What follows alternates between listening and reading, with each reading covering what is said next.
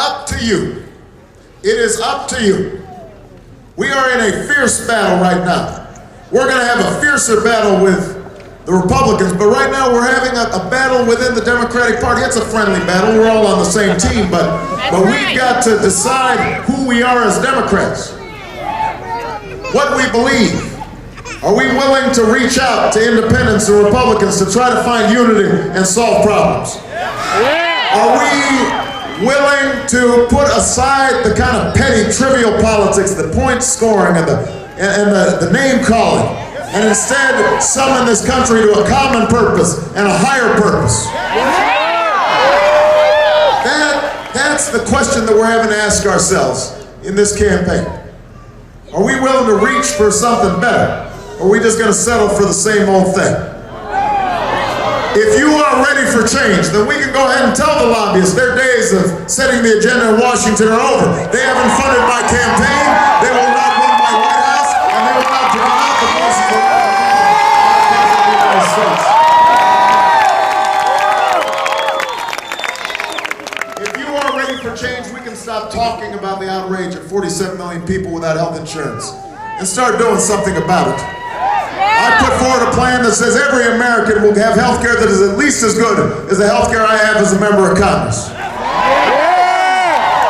And if you've already got health care, we are going to lower your premiums by $2,500 per family per year. And we will not wait 20 years from now to do it, or 10 years from now to do it. We will do it by the end of my first term as President of the United States of America.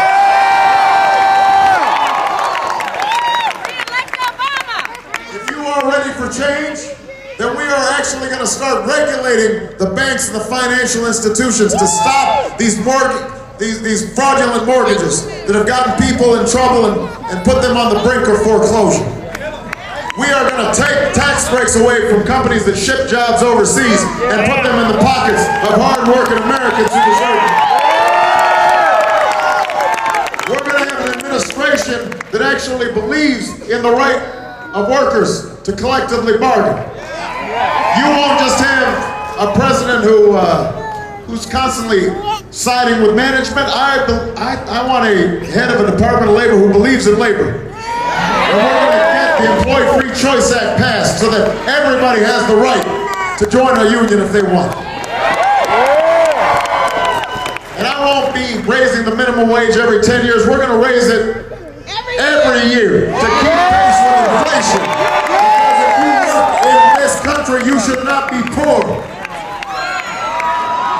If you are ready for change, then we can make sure every child has the best education that America has to offer, from the day they're born to the day they graduate from college.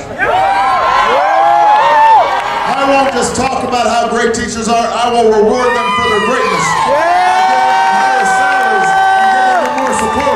And I don't know about you, but I think it's about time we made sure that every young person in America can afford to go to college. We will give them a $4,000. We are going to give young people a $4,000 tuition credit every year, every student. But you know what? We're going to ask something in return. You're going to have to work a few hours of community service in a veteran's home, in a homeless shelter, or after you graduate, be part of national service, join the Peace Corps, or teach for America. We will invest in you, and you will invest back in making this country a better place.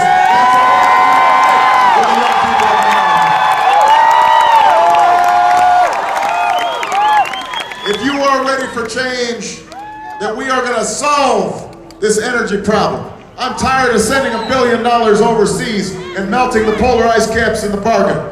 We are going to invest in solar and wind and biodiesel and cap the emission of greenhouse gases and raise fuel efficiency standards on cars. We can create good jobs and promote economic development in inner cities and rural America around clean technologies and clean energy that will drive the engine of this economy for generations to come. If we could send a man to the moon, we can figure out how to become energy independent right here in this country.